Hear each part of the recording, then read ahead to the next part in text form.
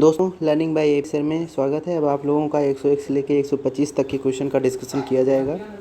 तो 101 क्वेश्चन क्या कहता है, भारतीय रेलवे ने 15 मई तक कितने रेलवे स्टेशनों पर वाईफाई की सुविधा स्थापित कर दी है।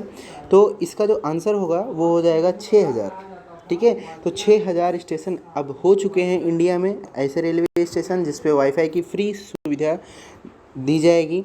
अच्छा, ये फ्री वाईफाई सुविधा जो दी जा रही है कब से शुरुआत हुई, तो जनवरी 2016 में ये व्यवस्था शुरू की गई थी और हर एक रेलवे स्टेशन पे इसको दिया गया।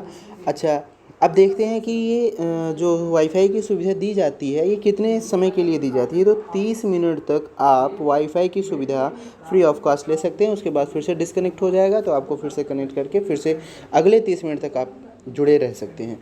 तो अच्छा, ये जो 6000 वाला हुआ इस स्टेशन का नाम देख लेते हैं। 6000वां जो स्टेशन है इसका नाम क्या है, तो हज़ारीबाग टाउन रेलवे स्टेशन। ये 6000वां स्टेशन जो है हज़ारीबाग टाउन रेलवे स्टेशन। ठीक है।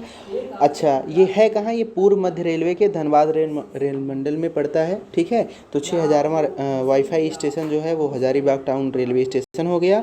और रेलवे स्टेशन में वाईफाई सुविधा देने की शुरुआत की गई थी जनवरी 2016 में। यहाँ क्वेश्चन आपसे पूछा सकता है कि पिछला 5000वां जो स्टेशन रहा होगा उसका नाम क्या है। तो 5000वां जो स्टेशन था वो था मिदनापुर रेलवे स्टेशन, और ये है कहाँ, पश्चिम बंगाल में। ठीक है, तो पश्चिम बंगाल में मिदनापुर रेलवे स्टेशन जो है ये 5000वां रेलवे स्टेशन था जहाँ पर वाईफाई की सुविधा प्रोवाइड की गई। और अब ये अगर पूछा जाए कि भारत राज्य में टोटल जो भारत देश में जितने राज्य हैं और वहाँ जितने रेलवे स्टेशन हैं वहाँ पे टोटल तो 6000 रेलवे स्टेशन हो गए, लेकिन आखिर वह कौन सा राज्य है जिसमें वाईफाई स्टेशन की सबसे ज़्यादा संख्या है, तो वो है यूपी। ठीक है, यूपी में कुल 762 रेलवे स्टेशन ऐसे हैं जहाँ पे फ्री वाईफाई की सुविधा दी जाती है।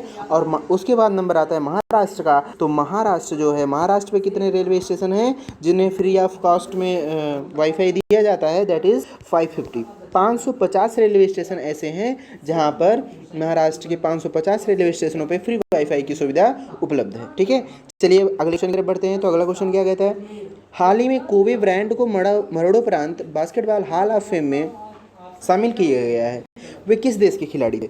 तो पहली बात तो हम समझते हैं कि कोबे ब्रायंट ये थे कौन, तो ये बास्केटबॉल के खिलाड़ी थे और ये अमेरिका के थे। ठीक है, तो हमारा ऑप्शन हो जाएगा थर्ड, अमेरिका के बास्केटबॉल खिलाड़ी कोबे ब्रायंट का निधन हो गया। ठीक है, तो ये पूरा क्वेश्चन हो गया। चलिए नंबर ऑफ क्वेश्चन जो 103वां है उस पर बढ़ते हैं।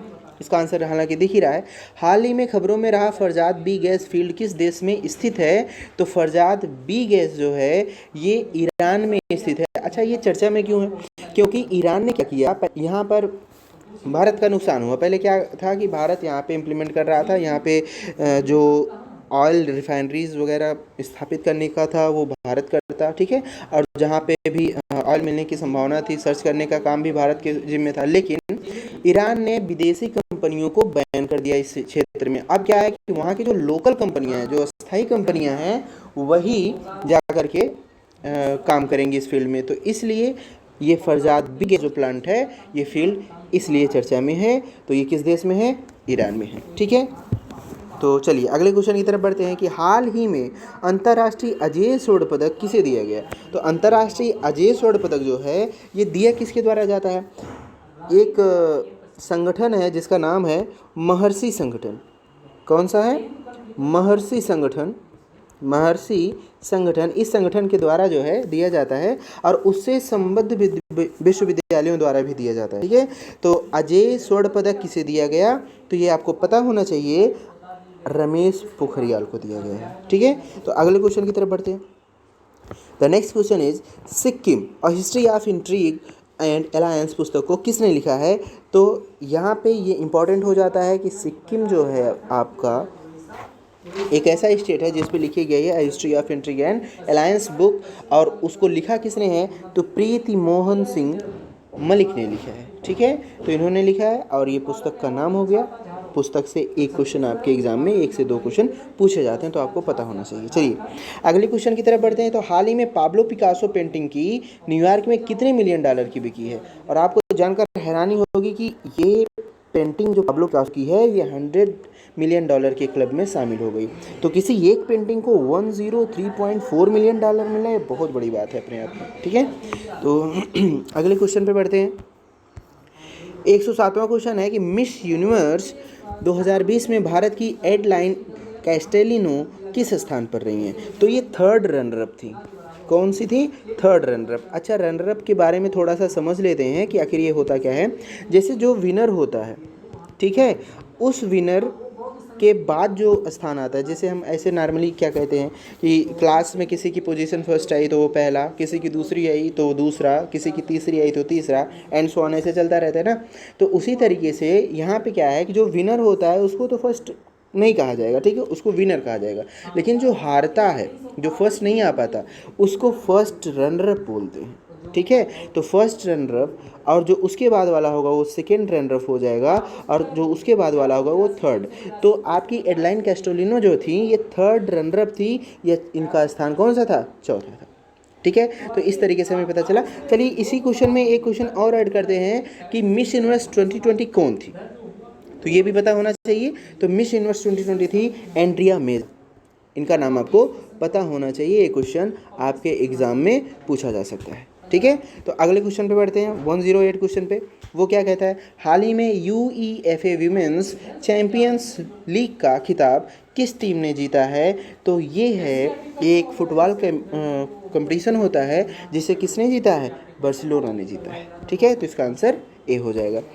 तो अगले क्वेश्चन की तरफ बढ़ते हैं। हाल ही में केंद्र सरकार ने जल जीवन मिशन के तहत कितने राज्यों के 5,968 करोड़ रुपए जारी किया है? तो ये बहुत ही बड़ा अमाउंट है। सबसे पहले जानते हैं कि जल जीवन मिशन की शुरुआत कब हुई। तो जल जीवन मिशन की शुरुआत 2019 में हुई, जब 15 अगस्त को प्रधानमंत्री श्री नरेंद्र मोदी जी भाषण दे रहे थे। उस समय उन्होंने जल जीवन मिशन की शुरुआत की, और इसका ध्येय है भारत के हर एक घर तक 2024 तक पानी को पहुँचाना, ठीक है, नल के द्वारा पानी को पहुँचाना। तो इसका एक मिशन हो गया। तो अब इस क्वेश्चन पे आते हैं, 109वें क्वेश्चन पे, कि 2021-22 फाइनेंशियल ईयर के लिए जो 5,968 करोड़ रुपए प्रोवाइड किए गए हैं, ये कितने स्टेट के लिए है? तो 15 स्टेट के लिए, ठीक है। तो ये क्वेश्चन हमारा हो गया। अगले क्वेश्चन पे पढ़ते हैं। अगला क्वेश्चन कहता है कि हाल ही में किस देश ने अपना सबसे शक्तिशाली सुपर कंप्यूटर सिमोर्ग बनाया है? और आपको ये जानना होगा कि सिमोर्ग जो है इसी कंट्री के बने हुए सबसे बेस्ट सुपर कंप्यूटर से 100 टाइम बेटर है, ठीक है। और अभी इसकी कैपेसिटी 0.63 पेटाफ्लॉप्स है, ठीक है, और जो 2 महीनों में बढ़ करके 1 पेटाफ्लॉप पे पहुंच जाएगी, ठीक है। तो ये कौन सा देश है? तो वो ईरान देश है, ठीक है। तो ईरान ने अपना सुपर कंप्यूटर बनाया है जो सिमोर्ग जिसका नाम है, ये आपको पता होना चाहिए। तो क्वेश्चन नंबर 111 पे पहुंचते हैं। 111 क्वेश्चन क्या कहता है? The future of museum recover and reimagine किस दिवस की थीम है? तो ये म्यूजियम से ही आप पता लगा सकते हैं कि ये कौन सा होगा? इंटरनेशनल म्यूजियम डे, ठीक है। तो इसकी थीम है the future of museum recover and reimagine, ठीक है। तो अगले क्वेश्चन की तरफ बढ़ते हैं। अगला क्वेश्चन क्या कहता है कि हाल ही में स्कूलों में विदेशी पाठ्यक्रम के शिक्षण को रोकने का फैसला किस देश ने किया गया है? आपको पता होगा कि चाइना एक ऐसी कंट्री है जो सब कुछ अपने देश का यूज़ करती है। जैसे सर्च इंजन की बात कर लें तो अपने का गूगल को नहीं टच करती, ठीक है, अपने ही देश का कुछ बनाया है। तो उसी तरीके से शिक्षण कार्यक्रम में भी उसने एक अभूतपूर्व फैसला लिया कि वह अब अपने शिक्षण पाठ्यक्रम में किसी भी विदेशी पाठ्यक्रम को शामिल नहीं करेगा। तो विदेशी पाठ्यक्रम को शामिल न करने का फैसला कौन से देश का है? तो वह देश चाइना है, ओके। अगले क्वेश्चन पे बढ़ते हैं, 113 क्वेश्चन। अगला क्वेश्चन कहता है कि हाल ही में सबरिस SBRIS GEO-5 missile warning satellite किस देश ने लॉन्च किया है? तो यह जो देश है यह है अमेरिका, ठीक है। फर्स्ट वन हो जाएगा। अब यहाँ सबरिस का जो है फुल फॉर्म जानते हैं क्या है? तो सबरिस का फुल फॉर्म है स्पेस बेस्ड इंफ्रारेड सिस्टम, ठीक है। तो इस तरीके से सबरिस का फुल फॉर्म पता हमें चला, स्पेस बेस्ड इंफ्रारेड सिस्टम, और किसने लॉन्च किया है? तो वह अमेरिका है। चलिए अगले क्वेश्चन की तरफ बढ़ते हैं। Question number 114। क्वेश्चन नंबर 114 में कहा गया है कि हाल ही में अडानी ग्रीन एनर्जी लिमिटेड ने किस कंपनी का अधिग्रहण करने की घोषणा की है? तो वो 2 कंपनियां हैं आपकी सॉफ्ट बैंक और SB एनर्जी इंडिया, ठीक है। इन दोनों को उसने खरीद लिया है और इस तरीके से अडानी ग्रीन एनर्जी लिमिटेड का कैप बढ़ गया, ठीक है, जो 5,000 करोड़ क्लब में शामिल हो गया। तो आपको बस यहाँ इतना याद रखना है कि हाल ही में अडानी ग्रीन एनर्जी लिमिटेड ने किस कंपनी का अधिग्रहण किया है, वह सॉफ्ट बैंक और एसबी एनर्जी लिमिटेड है। Okay, thank you. अगले क्वेश्चन पे बढ़ते हैं। अगला क्वेश्चन क्या कहता है कि 115 हाल ही में मिक्स्ड मार्शल आर्टिस्ट का खिताब किसने जीता है? तो ये कंबोडिया की नाउसरे पो को रितु फोगाट ने हराया है। तो क्या हो जाएगा इसका आंसर? 115 मोडिस्ट का खिताब किसने जीता है? तो वो हो जाएगा आपका आंसर अर्जुन भुल्लर, ठीक है। अगर हम मेंस की बात कर रहे हैं तो वहाँ पे अर्जुन भुल्लर हो जाएगा, जिन्होंने 16 मई 2021 को सिंगापुर में, ठीक है, 16 मई 16 मई 2021 को अगर मिक्स्ड मार्शल आर्टिस्ट का खिताब किसी ने जीता है तो वहाँ पे अर्जुन भुल्लर का नाम होगा। और अगर यही बात किया जाए कि एमएमए जो वीमेन वाला है उसमें किसने जीता है, तो वो कंबोडिया की नाउसरे पो को रितु फोगाट ने हराया है। तो वहाँ पे हमारा आंसर क्या होना चाहिए? वहाँ रितु फोगाट हमारा आंसर होगा, ठीक है। तो ये कन्फ्यूजन दूर रहे। जैसे मान लीजिए यहाँ पे तो रितु फोगाट और अर्जुन भुल्लर की बात नहीं किया, इसलिए उसने वीमेन एंड मेन की बात नहीं किया, ओवरऑल बात कर लिया मिक्स्ड मार्शल आर्टिस्ट, ठीक है। तो उसमें अर्जुन भुल्लर का नाम आ गया। लेकिन अगर वो रितु फोगाट और अर्जुन भुल्लर दोनों की बात करेगा तो वहाँ पे मेन एंड वीमेन दोनों की बात करेगा, ठीक है। तो अगर मेन होंगे तो अर्जुन भुल्लर हो जाएंगे, वीमेन होंगे तो रितु फोगाट हो जाएंगे। चलिए अगले क्वेश्चन की तरफ बढ़ते हैं। अगला क्वेश्चन कहता है कि हाल ही में 51st भारतीय हस्तशिल्प मेले का उद्घाटन कहाँ किया गया?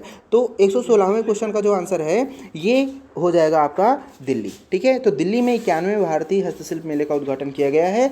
और 117 जो क्वेश्चन है वो क्या कहता है, उसको भी इसी टाइम देखते हैं। हाल ही में यूनेस्को विश्व धरोहर स्थलों के अस्थायी सूची में भारत के कितने स्थल जोड़े गए हैं?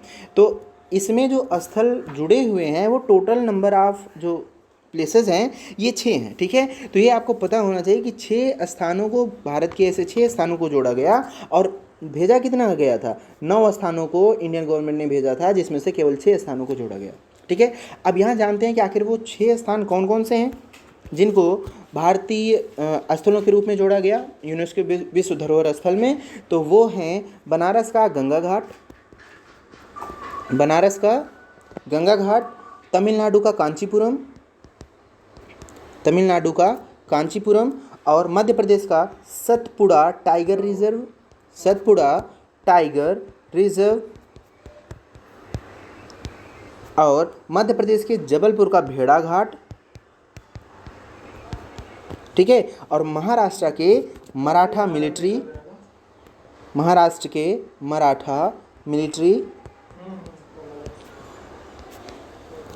आर्किटेक्चर, मराठा आर्किटेक्चर, ठीक है। और कर्नाटक के हीरा बेनकल,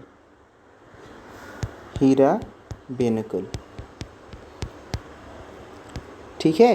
तो ये 6 स्थान हैं जो आपके जोड़े गए हैं, ठीक है। अगले क्वेश्चन की तरफ बढ़ते हैं। 118वां क्वेश्चन क्या कहता है? हाल ही में विधान परिषद की स्थापना की घोषणा किस राज्य के मुख्यमंत्री ने की है?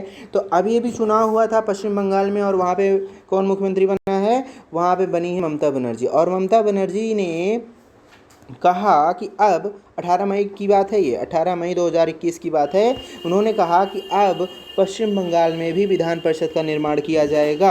अब आपसे यहाँ क्वेश्चन बन सकता है कि आखिर क्या पश्चिम बंगाल में इसके पहले विधान परिषद था? जी हाँ, 1969 तक था। तो 1969 में विधान परिषद को ख़त्म कर दिया गया था पश्चिम बंगाल से, जिसकी फिर से स्थापना कौन कर रहा है? ममता बनर्जी जी कर रही हैं, ठीक है। और इसकी घोषणा उन्होंने 18 मई को कर दिया है। तो यहाँ पे हमारा जो आंसर होगा वो कौन सा हो जाएगा? वो हो जाएगा पश्चिम बंगाल। तो पश्चिम बंगाल के मुख्यमंत्री ने विधान परिषद की स्थापना की घोषणा की। तो 119वां क्वेश्चन क्या कहता है कि हाल ही में आई रिपोर्ट के अनुसार किराए पर गोदाम लेने के लिए सबसे महंगी जगह कौन सी है? तो अगर इंडिया की बात करेंगे तब तो कैनॉट पैलेस है, दिल्ली का कैनॉट पैलेस है, ठीक है। लेकिन इसमें 4 के चारों ऑप्शन कौन से हैं? विदेशी शहर हैं। तो यहाँ पे हमारा आंसर क्या हो जाएगा? तो यहाँ पे आंसर होगा London is the top most, ठीक है, सिटी जिसमें क्या किया जा रहा है, जहाँ पे गोदाम को किराए पर लेने के लिए सबसे महंगा रेंट देना पड़ता है, ठीक है। उसके बाद कौन सा आता है? उसके बाद हांगकांग, ठीक है। और हांगकांग के बाद कौन आएगा? San Francisco. आप केवल लंदन और हांगकांग याद करिए या हांगकांग भी भूल जाइए, केवल लंदन याद रखिए, ठीक है। अगले क्वेश्चन की तरफ बढ़ते हैं। 120वें क्वेश्चन पे 120वां क्वेश्चन क्या कहता है कि हाल ही में एशिया पैसिफिक उत्पादकता चैंपियन पुरस्कार किसे प्रदान किया गया है। तो ये जो 120वां क्वेश्चन है, इसका आंसर हो जाएगा आपका आर एस सोढ़ी, ठीक है। तो आर एस सोढ़ी को दिया गया पुरस्कार एशिया पैसिफिक उत्पादकता चैंपियन पुरस्कार, और ये दिया किसके द्वारा जाता है इसे भी देखते हैं। यार जो नहीं पकड़ ली। जापान की एक कंपनी है एशिया उत्पादक, ठीक है, उत्पादकता संगठन, एशियाई उत्पादकता संगठन टोक्यो में स्थित है जापान की एक कंपनी, जिसने क्या किया है, एशियाई उत्पादकता चैंपियन के रूप में किसे चुना, आर एस सोढ़ी। और आर एस सोढ़ी हैं कौन, इसके बारे में भी जानते हैं। ये हैं गुजरात सहकारी दुग्ध विपणन संघ के प्रबंध निदेशक, ठीक है। तो गुजरात सहकारी दुग्ध विपणन संघ के प्रबंध निदेशक कौन है, आर एस सोढ़ी, और इन्हीं को एशिया पैसिफिक उत्पादकता चैंपियन पुरस्कार दिया गया। ये बात हमको क्लियर हो गई होगी, ठीक है। अगले क्वेश्चन की तरफ बढ़ते हैं। अगला क्वेश्चन क्या कहता है कि हाल ही में डेवी हैविट, ठीक है, इनके बारे में थोड़ा सा जान लेते हैं। कौन है ये, डेवी हैविट, डेवी हैविट, ठीक है। ये जो हैं पूछ रहा है क्वेश्चन कि डेवी हैविट की संस्थान की पहली महिला अध्यक्ष बनी है, तो फुटबॉल एसोसिएशन, जो सेकंड ऑप्शन है आपका फुटबॉल एसोसिएशन, इसकी वो क्या बनी है, वो पहली महिला अध्यक्ष बनी है। और आपको पता होना चाहिए कि फुटबॉल एसोसिएशन कहाँ की वो है, तो वो इंग्लैंड का है, ठीक है। ये एसोसिएशन जो है ये इंग्लैंड का एसोसिएशन है, और उसकी फर्स्ट वीमेन चेयरपर्सन कौन बनी है, डेवी हैविट, ओके। अगले क्वेश्चन की तरफ बढ़ते हैं। हाल ही में जारी ग्लोबल लिवेबिलिटी इंडेक्स 2021 में सबसे खराब रैंकिंग किस शहर की है। तो आपको पता होना चाहिए कि दमिश्क एक ऐसा शहर है जो रहने के उद्देश्य से सबसे खराब है, पूरे विश्व में सबसे खराब है, ठीक है। और यही बात आ सकती है कि ग्लोबल लिवेबिलिटी इंडेक्स जो है जारी कौन करता है, तो ये जारी करता है the economist intelligence unit, the economist intelligence unit ये जारी करता है। और इसके बारे में थोड़ा सा और जानते हैं कि दमिश्क तो मान लीजिए सबसे कम रहने लायक शहर हो गया, दुनिया का सबसे रहने योग्य शहर कौन सा है, तो वह है ऑकलैंड। कौन सा है, ऑकलैंड, ठीक है। ऑकलैंड एक ऐसा शहर है जो दुनिया में सबसे बेस्ट शहर है रहने के उद्देश्य से, ओके। तो अगले क्वेश्चन पे बढ़ते हैं। अगला क्वेश्चन कहता है कि हाल ही में पुलित्जर पुरस्कार 2021 से किसे सम्मानित किया गया है, तो वो हैं डोनेला फ्रेजियर, ठीक है। तो डोनेला फ्रेजियर हैं जिनको दिया गया है।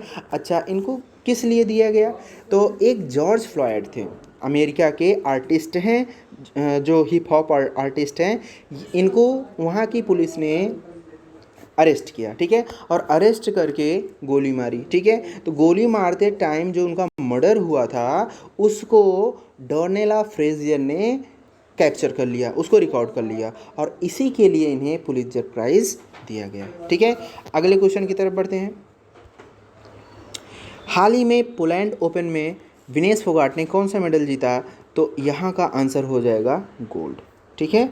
तो विनेश फोगाट ने गोल्ड मेडल जीता है पोलैंड ओपन में, ओके। अगले क्वेश्चन पे कि सुरक्षा परिषद में 2022-23 कार्यकाल के लिए यूएन महासभा ने कितने नए अस्थायी सदस्यों को चुना है। तो आपको पता होना चाहिए कि अस्थायी सदस्यों की संख्या कुल कितनी होती है, वो होती है 10, ठीक है, जो कि प्रत्येक वर्ष चुना जाता है 5-5 को, ठीक है। तो 10 टोटल होते हैं। अच्छा, यहीं पे क्वेश्चन पूछा जा सकता है तब अस्थायी सदस्यों की संख्या कितनी है, तो कौन से हैं, 5 हैं। एक ट्रिक होती है फ्रेश, यहाँ से आप याद कर सकते हैं, फ्रांस, रसिया, अमेरिका, चाइना, इंग्लैंड से ब्रिटेन हो जाएगा। ये 5 ऐसी कंट्री हैं जो अस्थायी हैं और 10 अस्थायी हैं जो प्रतिवर्ष 5-5 के रूप में चुने जाते हैं। अब यहाँ देखते हैं कि 5 तो मान लीजिए 2022-23 के लिए चुने गए। अब जानते हैं कि वो 5 कंट्री कौन कौन सी हैं। तो 5 कंट्री का नाम है अल्बानिया,